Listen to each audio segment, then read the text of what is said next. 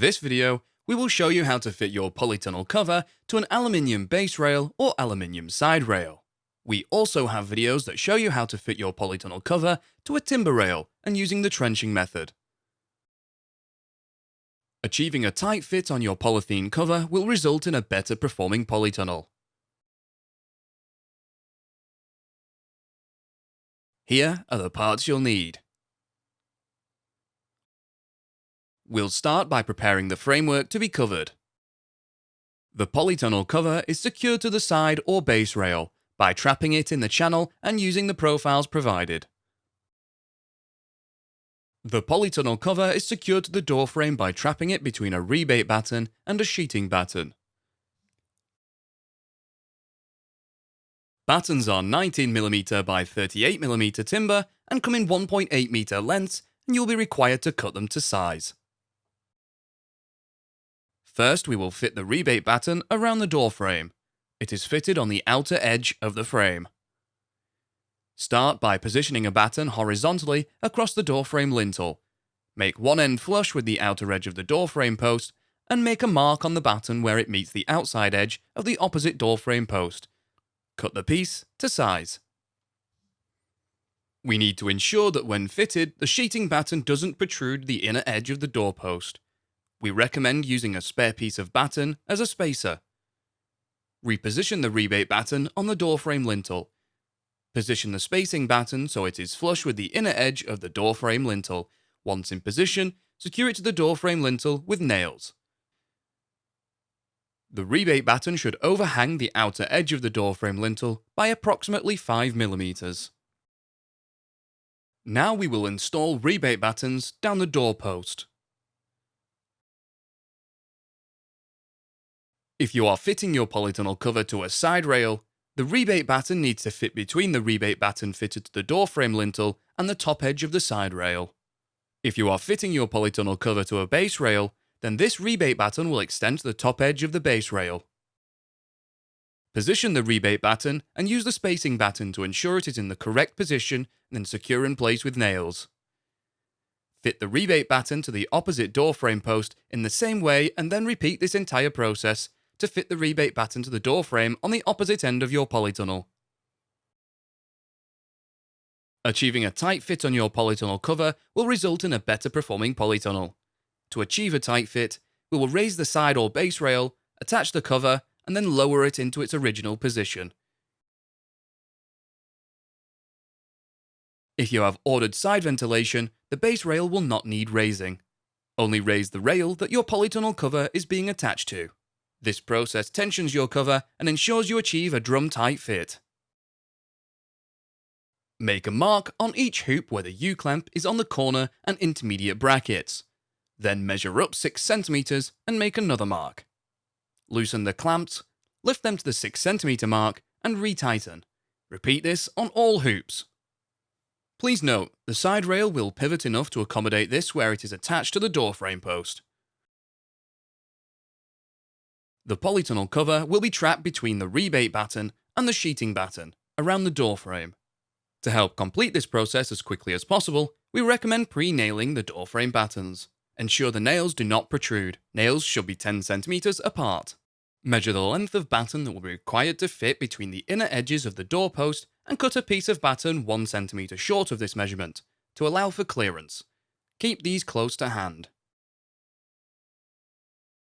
You have now completed all of the preparation and are ready to start fitting your polytunnel cover.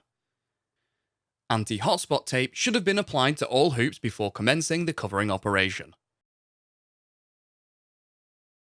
We also recommend installing anti-hotspot tape on the corners of the rail. This will add extra protection so you will not damage your cover when pulling it over the structure.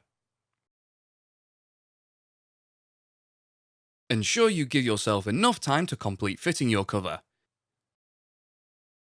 This is not an operation to undertake alone. We also suggest that this is done on a calm day, as heavy wind and rain will hinder the process. Only begin fitting your polytunnel cover when you are confident that it can be completed without unnecessary interruptions. Although the polythene is very strong and can withstand a lot of abuse, pulling and stretching the cover can sometimes leave finger marks. To avoid spoiling your polythene cover, try to grip the polythene on the outer edges, somewhere that will be later trimmed or buried into the ground.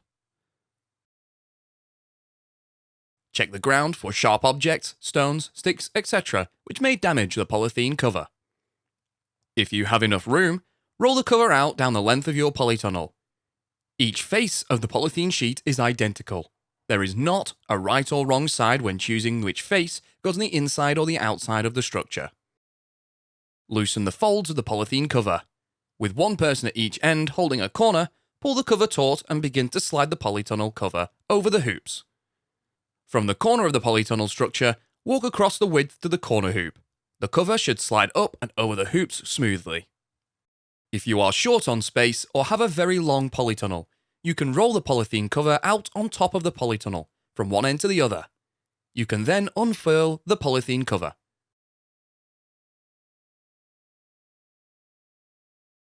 Centralize the polytunnel cover along both the length and width of the polytunnel.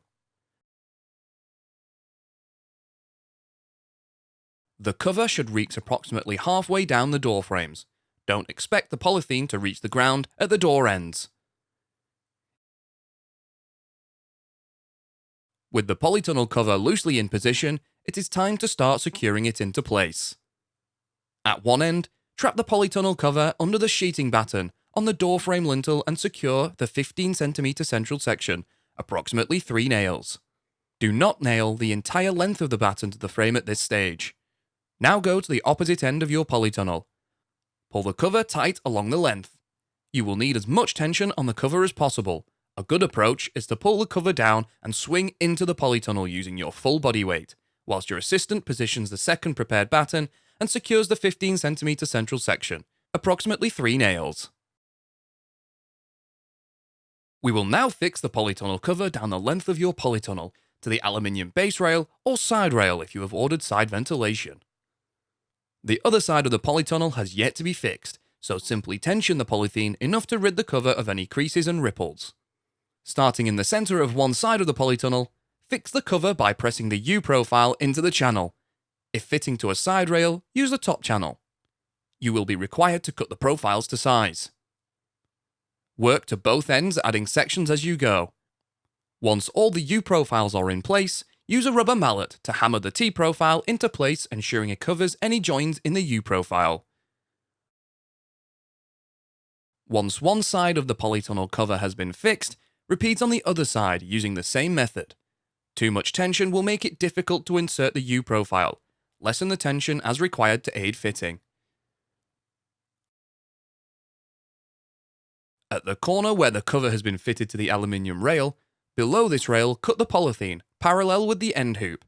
This frees the polythene at the corner, allowing pleating and fitting to the door frame post.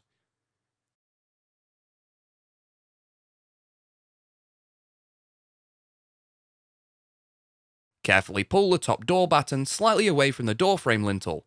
Pull down on the polythene and begin to tuck the polythene behind the batten. Secure a few nails at a time. Work from the centre to both sides until the door frame lintel batten is fully secure. Now we will secure the polythene cover to the doorposts. You are looking to achieve consistent pleats. We recommend you do a dry run to gauge the amount of pleats for an even distribution. The pleats start at the centre and dissipates as you reach the straight sides of the polytunnel hoop. Position a batten down one of the doorposts and hammer the first 2 or 3 nails in. You will continue to pleat the polythene down the sides. Pull the cover as tight as you can and secure a couple of nails at a time. Keep working down the doorpost. If you are fitting the cover to a base rail, you will secure battens at the bottom of the base rail. If you are fitting the cover to a side rail, secure a batten down to this rail. Repeat this process to secure the cover to the other door frame. We will now tension the polytunnel cover. When covering is complete, loosen the base rail or side rail clamps. Push the aluminium rail down to its original position to tension the cover and retighten the clamps. Now secure the polytunnel cover to the base or side rail that spans from the doorpost to the end hoop using the U and T profiles as described earlier. It is now time to trim off any excess polythene. Carefully cut the polythene around the door frame. If you have fitted your cover to a side rail, cut off the excess along the corners and length. If you have attached the cover to base rails, some of our customers choose to bury the polythene skirt. You have now completed the process of covering your polytunnel.